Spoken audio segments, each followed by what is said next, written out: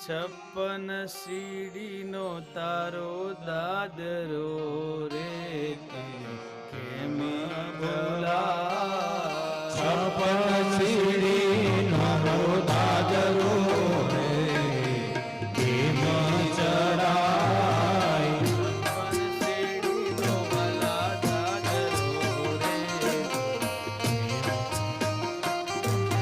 56 સીડીનો તારો દાદરો રે કેમ ચડાય દ્વારિકાધીશને 56 સીડીઓ છે, 52 ગજની ધજા ફરકે છે.